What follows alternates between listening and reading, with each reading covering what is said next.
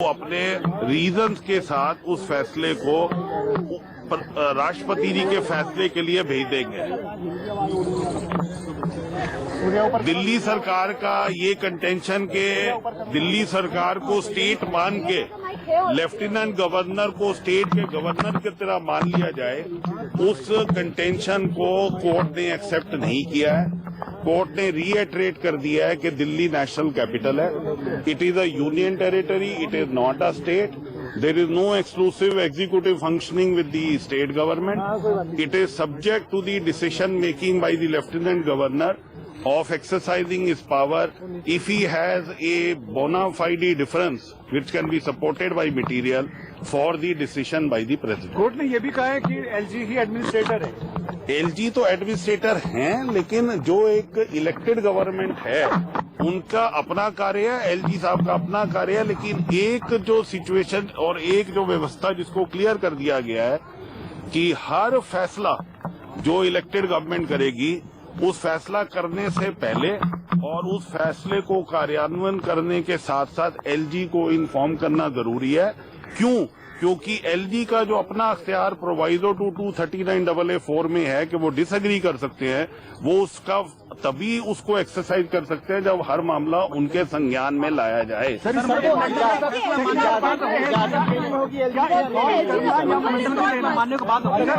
मंजूरी लेना या इन्फॉर्म करना, इसमें क्या है? अगर एलजी साहब के पास रीजन है मंत्रिमंडल के किसी भी फैसले को ना अग्री करने के लिए, जो कि हर मैटर में नहीं होना चाहिए और ना ही ये किसी का केस था कि हर मैटर में वो डिसएग्री कर सकते हैं, जहां पे उनके पास रीजंस हैं, रीजंस किस प्रकार के जो दिल्ली के हित में हो, दिल्ली के एग्जिस्टेंस के, दिल्ली के फंक्शनिंग के हित में हो एज अ नेशनल कैपिटल, वो उनके ऊपर बाध्य नहीं होगा। बट एलजी बाध्य होंगे जो फाइनली प्रेसिडेंट साहब फैसला करेंगे। तो तब तक फैसला लागू नहीं होगा सर? तब तक फैसला वो लागू नहीं होगा जब तक राष्ट्रपति जी जहां पर भी उनके पास कारण हैं कि दिल्ली की इलेक्टेड गवर्नमेंट के फैसले को ना माना जाए क्योंकि वो दिल्ली के हित में नहीं है, वो उनको माननीय राष्ट्रपति जी के पास भेजेंगे। राष्ट्रपति जी का फैसला एलजी के ऊपर और दिल्ली की इलेक्टेड गवर्नमेंट के ऊपर भी बाध्य होगा। डे टू डे फंक्शनिंग में हर कॉन्स्टिट्यूशनल अथॉरिटी से एक्सपेक्टेड है और कोर्ट ने साफ तरीके से कह दिया है कि it is expected that they must work in a cohesive manner and it is not that difference of opinion must be on every trivial issue.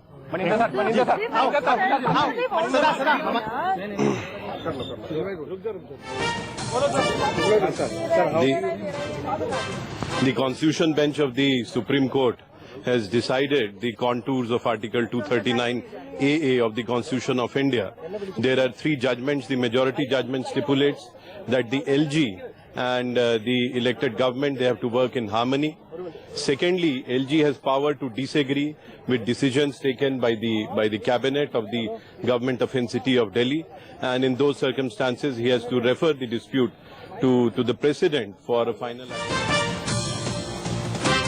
हमारे साथ प्रभाकर मिश्रा अब लगातार बने हुए हैं। प्रभाकर, यहाँ पर अब एक ये बात भी सामने आ रही है कि एलजी को ऐसा नहीं है कि अधिकार नहीं होगा, एलजी को भी अधिकार होगा। अगर वो किसी फैसले से असहमत हैं तो उसे वो राष्ट्रपति के पास भेज सकते हैं और राष्ट्रपति का फैसला दोनों के लिए बाध्य होगा। हाँ, डे टू डे फंक्शनिंग में हर चीज पर सुप्रीम कोर्ट ने टिप्पणी की है कि हर चीज को आप ये कहकर नकार नहीं सकते कि ये फैसला ठीक नहीं है, फैसला गलत है।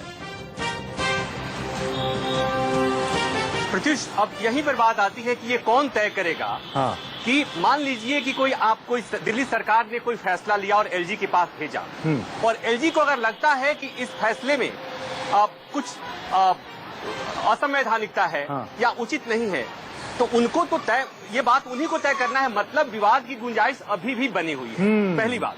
दूसरी बात ये कि land, police and law order, land की बात अगर हम कहें, जब भी आम आदमी पार्टी बात करती है कि दिल्ली में बहुत कुछ नहीं हो पाया, आप मान लीजिए कि वो कहते हैं कि मोहल्ला क्लिनिक खोलना है, उसके लिए जमीन चाहिए। दिल्ली में अदालतें खोलनी है, जमीन चाहिए। दिल्ली में स्कूल खोलने हैं, जमीन चाहिए। अस्पताल खोलने हैं, जमीन चाहिए। अब ये बात चूंकि ये केंद्र के जिम्मे आ गया, एलजी के जिम्मे आ गया, तो मतलब ये कि विवाद की गुंजाइश अभी भी बनी रहेगी। लेकिन एक बात जो कोर्ट ने कहा है, इसका संदेश साफ है कि केंद्र सरकार और दिल्ली सरकार दोनों ये मानकर चले कि जो संवैधानिक व्यवस्था है उसमें दोनों को एक दूसरे के अधिकारों का सम्मान करना होगा, संवैधानिक व्यवस्था का अधिकार सम्मान करना होगा। जी। कोर्ट ने यह भी साफ साफ कहा है कि किसी को प्रभाकर हमारे साथ बने रहे। राघव चड्ढा कुछ कह रहे हैं, जरा उन्हें सुन लेते हैं। सारे विषय, चाहे वो कॉन्करेंट लिस्ट के विषय हो, चाहे स्टेट लिस्ट के विषय हो, जितने भी सब्जेक्ट्स हैं वो सारे सरकार के अधीन है, यानी कि अरविंद केजरीवाल जी के सरकार के अधीन आएंगे। केवल 3 विषय उनके सरकार के अधीन नहीं आएंगे, जो कि है पुलिस, जो कि है जमीन और जो कि है लॉ एंड ऑर्डर। इन 3 चीजों को छोड़कर, चाहे वो बाबुओं की ट्रांसफर पोस्टिंग का मसला हो, चाहे वो और भी अन्य शक्तियां जो माननीय उपराज्यपाल ने पिछले 3-3.5 साल ने हमसे छीन ली, वो सारी शक्तियां अब दिल्ली सरकार के अधीन आ जाएंगी। और आखिरी चीज, यदि कोई बहुत रेयर केसेस हो, मैकेनिकली नहीं, यही सुप्रीम कोर्ट ने कहा, कोई बहुत रेयर केसेस में यदि एलजी साहब को किसी प्रकार की कोई शंका है तो वो राष्ट्रपति से चर्चा कर सकते हैं उस विषय पर वैसे जो शीला दीक्षित जी की सरकार के समय जितनी शक्तियां थी, आज उतनी ही शक्तियां 3-3.5 साल बाद अरविंद केजरीवाल जी की सरकार को आते हुए नजर आ रही हैं। तो सबसे बड़ा सवाल ये खड़ा होता है कि भारतीय जनता पार्टी ने पिछले 3-3.5 साल जो दिल्ली वालों के लोकतांत्रिक हकों का हनन करा, उनके डेमोक्रेटिक राइट्स से छेड़छानी करी, उसकी नतीजा भारतीय जनता पार्टी को भुगतना पड़ेगा, उसका पश्चाताप बीजेपी को करना पड़ेगा। एसीबी को लेकर क्लैरिटी है, वो किसके पास रहेगी? एसीबी आप ही के पास उस हिसाब से, या शीला गवर्नमेंट में उन्हीं के पास? देखिए, आज बड़ा स्पष्ट कर दिया है सुप्रीम कोर्ट ने कि केवल 3 विषय, पुलिस, लॉ एंड ऑर्डर और लैंड, ये 3 एंट्री 1, 2 और 18 जो संविधान की हैं, जो पहले से संविधान में लिखा हुआ है, अनुच्छेद 239AA में लिखा है, इसको छोड़कर सारे के सारे विषय अरविंद केजरीवाल जी की सरकार के अधीन आएंगे। दिल्ली पुलिस का पार्ट है ना। देखिए, अब वो सुप्रीम कोर्ट ने बड़ी क्लियरली बता दिया है कि इन तीनों को छोड़कर, शीला दीक्षित जी की सरकार के समय भी केवल यही 3 विषय थे, पुलिस, लॉ एंड ऑर्डर और लैंड, जो उनके अधीन नहीं थे, परंतु सर्विसेज हो, एसीबी का डिपार्टमेंट हो और अन्य प्रकार के सारे सब्जेक्ट्स। मसलों पे बॉस दिल्ली सरकार रहेगी, केजरीवाल साहब रहेंगे। तो पूर्ण राज्य का दर्जा फिर भी नहीं मिला सुप्रीम कोर्ट में। सुप्रीम कोर्ट थोड़ी देगी पूर्ण राज्य का दर्जा। पूर्ण राज्य का दर्जा पार्लियामेंट से मिलता है। हमारा संघर्ष रोड पे जारी रहेगा, हमारा संघर्ष जनता के साथ जारी रहेगा। वो पॉलिटिकल संघर्ष है, वो लीगल संघर्ष नहीं है। लेकिन हाँ, आज के बाद ये बात निकल के आई है कि पूर्ण राज्य दिल्ली को मिलना चाहिए, बिकॉज उसके बावजूद उसके नहीं होने से एक मुसीबत है, पुलिस नहीं होने से मुसीबत है, लैंड नहीं होने से मुसीबत है, लेकिन संविधान के ऊपर नहीं जा सकते लोग। सुप्रीम कोर्ट का जो हमारा फैसला है।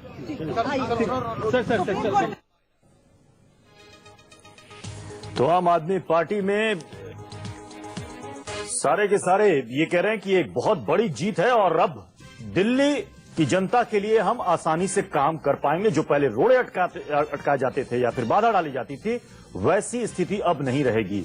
दिव्या अग्रवाल का मैं रुख करूंगा, जो कि इस वक्त अरविंद केजरीवाल के घर के बाहर मौजूद हैं।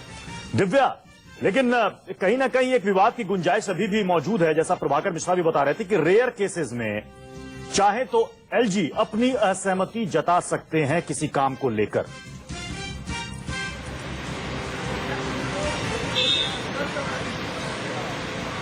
बिल्कुल, देखिए, यही सबसे बड़ी बात है। अभी कुछ ही देर पहले मनीष सिसोदिया बाहर आए, पूरी तरीके से आश्वस्त दिख रहे थे, इस फैसले का स्वागत कर रहे थे, दिल्ली की जनता का धन्यवाद कर रहे थे, दिल्ली की जनता की जीत बता रहे थे। लेकिन सबसे बड़ी बात यह है कि फैसले का लबोलबाब यही है कि जो परिस्थिति पहले थी वो अभी भी ज्यों की त्यों ही बनी रहेगी, क्योंकि जो मांगे दिल्ली सरकार की रही हैं, एसीबी को लेकर हो, एसीबी के अधिकारों को लेकर हो, राशन प्रणाली को लेकर हो, सीसीटीवी कैमरे को लेकर हो, वो फाइल्स अभी भी एलजी के पास उन्हें भेजनी ही पड़ेगी। हालांकि एक चीज यहाँ पर क्लियर जरूर हुई है कि जो डे टू डे फंक्शनिंग में जो कुछ फैसले दिल्ली सरकार लेना चाहती है, अपने कार्यकर्ताओं से, अपने विधायकों से जो जनता के बीच जाते हैं, उनके जो भी प्रॉब्लम्स होते हैं, उससे जुड़े जो फैसले लेना चाहती है, वो फाइल्स अब एलजी के पास भेजने की जरूरत नहीं है। लेकिन police, law and order, public order और लैंड, ये इनसे जुड़ी तीनों फाइल्स जो हैं वो एलजी के पास भेजनी पड़ेंगी, और यही सबसे बड़ा विवाद का विषय था। हालांकि एक चीज और क्लियर हुई है, सर्विसेज।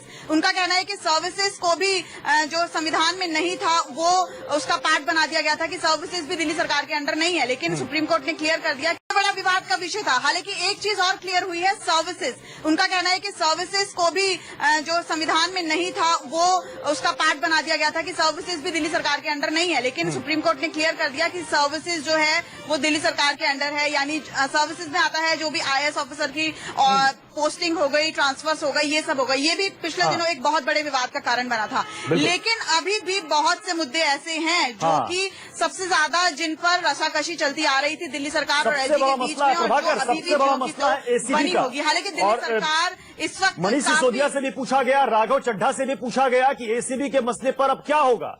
उन्होंने कहा कि इस पर हम आपको बताएंगे, पूरे फैसले को जब पढ़ेंगे तब बताएंगे कि क्या है। लेकिन उन्होंने कहा कि 3 चीजें हमारे हाथ में नहीं है जिसके लिए हम आंदोलन करते रहेंगे। सर्विस का जो मसला था अब उसमें हमें पूरी आजादी होगी, अपने मुताबिक हम फैसला लेंगे। लेकिन एसीबी का मसला अभी भी अटका हुआ। प्रभाकर,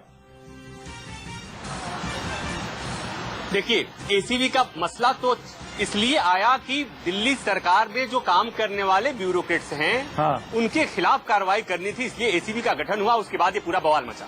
अब चूंकि कोर्ट ने साफ कर दिया कि सर्विसेज दिल्ली गवर्नमेंट के अंदर में आएगा, तो मतलब ये कि जो बात बात पे दिल्ली में काम करने वाले ब्यूरोक्रेट्स हड़ताल पे चले जाते थे, और जैसा कि अरविंद केजरीवाल और उनके मंत्रिमंडल, उनके नेता ये कहते थे कि वो सरकार की नहीं सुनते, वो किसी मंत्री की नहीं सुनते, वो किसी विधायक की नहीं सुनते, और वो ये कहते हैं कि वो केंद्र सरकार के अधीन है। ये स्थिति क्लियर कर दी है कोर्ट ने कि अब आपको दिल्ली सरकार की सुननी पड़ेगी, मुख्यमंत्री की सुननी पड़ेगी, मंत्रियों की सुननी पड़ेगी। लेकिन प्रत्युष, जैसा हम पहले बता रहे थे कि ये भी एक विडंबना है कि सुप्रीम कोर्ट के फैसले की हर लाइन आम आदमी पार्टी और सरकार को मंजूर है, लेकिन ये बात मंजूर नहीं है कि कोर्ट ने कहा कि आपको पूरे राज्य का दर्जा नहीं दिया जा सकता। मतलब ये कि आंदोलन अब भी जारी रहेगा। मतलब ये कि आम आदमी पार्टी अब भी ये कहने को, चूंकि लैंड अभी भी केंद्र सरकार के पास रहेगा, तो मतलब ये कि अभी भी आम आदमी पार्टी ये कह सकती है कि हम दिल्ली में स्कूल क्यों नहीं बना सकते, इसलिए कि हमारे पास जमीन नहीं है। हम दिल्ली में नए अस्पताल क्यों नहीं खोल सकते, इसलिए कि हमारे पास जमीन नहीं है। दिल्ली में हम अपराध क्यों नहीं रोक सकते, इसलिए कि हमारे पास पुलिस नहीं है। ये तमाम मसले ऐसे हैं कि अभी भी आम आदमी पार्टी जब चाहेगी, यानी कि अभी भी कई सारे तकनीकी पेंच इसमें बने हुए हैं। इसी बड़ी खबर पर हम लगातार बने। एक छोटे से ब्रेक के लिए रुक रहे हैं, ब्रेक के बाद जल्द लौटेंगे।